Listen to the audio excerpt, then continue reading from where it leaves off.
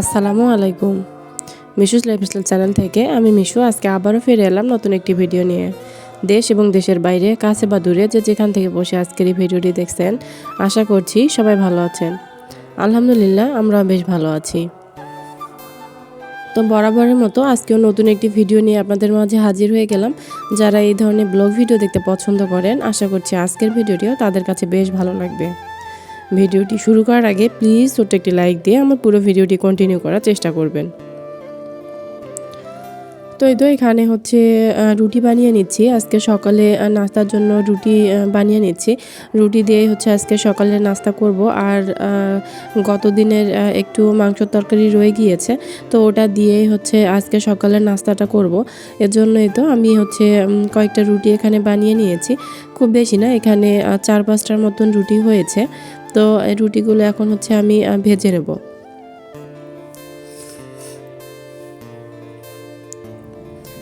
তো এই তো এখানে হচ্ছে আমি তাওয়ায় প্যান বসিয়ে দিয়েছি। এখন হচ্ছে এক এক করে রুটিগুলো আমি সবগুলো ভেজে নেব। আর রুটিগুলো কিন্তু বেশ ফুলকো হয়েছে, মানে বেশ ফুলতেছিল। তো আপনারা ভিডিওতে দেখে নিশ্চয়ই বুঝতে পারবেন।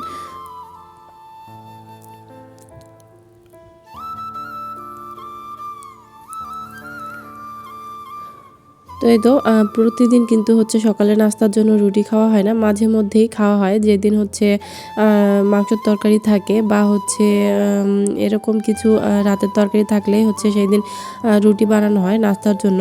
আর আপনারা তো জানেন আপনাদের ভাইয়া হচ্ছে সকালে নাস্তা খেতে খুব একটা বেশি পছন্দ করে না বলতে সকালে হচ্ছে খেতে চায় না আর কি। সকালে খাওয়ার অভ্যাসটা ওর নেই।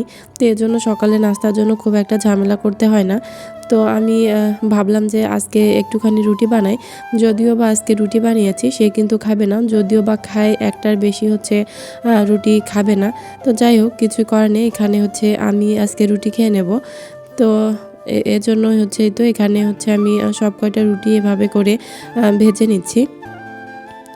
যেহেতু আমরা ২ জন, আর একজনের জন্যে আসলে ওইভাবে সকালে নাস্তা বানাতেও ইচ্ছা করে না। এখন যেহেতু শীতকাল আর ঘুম থেকে উঠতেই কিন্তু অনেকটা দেরি হয়ে যায়। তো এজন্য সকালে ওইভাবে নাস্তা বানানো হয় না। প্রায় দিন দেখা যায় যে হচ্ছে চা বিস্কিট খেয়ে সকালের নাস্তা করে নিই আমি। তো এভাবেই টুকটাক কিছু করেই হচ্ছে সকালের নাস্তাটা বেশিরভাগই সেরে নিই। তো খুব কম হচ্ছে এ ধরনের ভারী খাবার হচ্ছে বানানো হয়। তো যাই হোক, এদিক থেকেই তো আমি সবগুলো রুটি এখানে বানিয়েও নিয়েছি। আর অফ ক্যামেরায় হচ্ছে নাস্তাটাও করে নিয়েছি। আর এই তো এখানে রুটি বানানোর পর যে থালা বাসনগুলো হচ্ছে ময়লা হয়েছে, তো এগুলোই হচ্ছে এদিক থেকে এখন আমি পরিষ্কার করে নেব। তো রান্নাঘরের সিঙ্কের অবস্থা বর্তমান খুবই খারাপ। তো যাই হোক, এই তো এখানে হচ্ছে আমি থালাবাটিগুলো সুন্দর করে পরিষ্কার করে নিচ্ছি।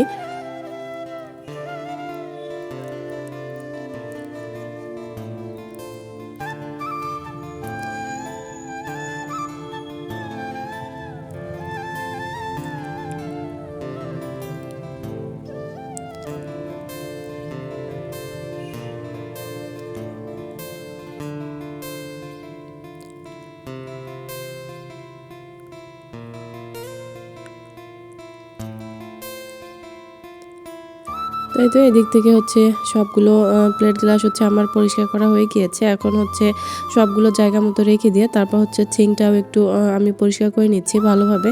যেহেতু রুটি বানিয়েছি, তো সিঙ্কটা নোংরা হয়েছে। তো ভাবলাম যে সিঙ্কটাও একটু পরিষ্কার করে নিই। এদিক থেকে ভিম বারের যে বক্সটা আছে, তো সেটাও একটু আমি পরিষ্কার করে নিলাম।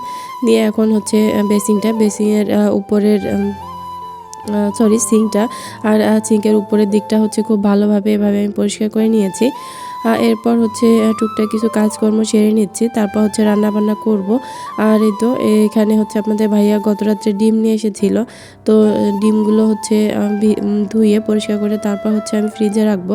তো এই তো এখানে হচ্ছে আমি কিছুক্ষণ ভিজিয়েও রেখেছিলাম। ভিজিয়ে রেখে তারপর অফ ক্যামেরায় ডিমগুলো আমি ধুয়ে নিয়েছি। ধুয়ে এই তো এখন হচ্ছে ফ্রিজে রেখে দিচ্ছি।